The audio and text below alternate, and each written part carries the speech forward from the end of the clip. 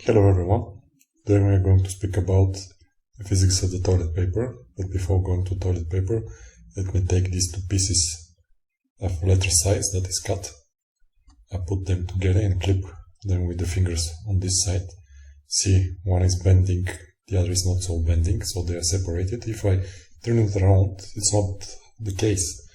So again, if I put it like this, they're separated at the edge.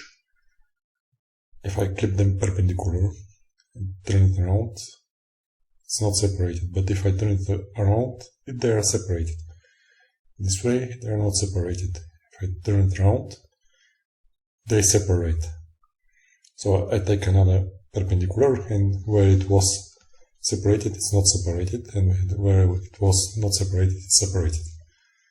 So why it's like this? Because there's fibers of the paper that go in this direction, and it's easier to bend in one direction compared to the other direction. So there are fiber lines of the paper, so it's not isotropic, but there's different properties in the two directions. It's easier to bend them. Okay, so now go to the toilet paper.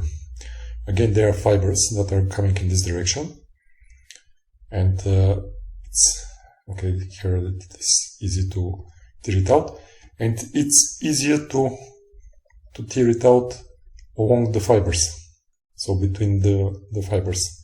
But if it's a perpendicular to the fibers, let's see what happens. You see, you cannot make a straight line. It's difficult to tear them apart.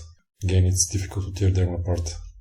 So anisotropy of the toilet paper. In one direction it's easier because you follow the lines, and in the other it's hard because you don't follow the lines. If you like the video, you can give it a thumb up and subscribe to the channel. Bye.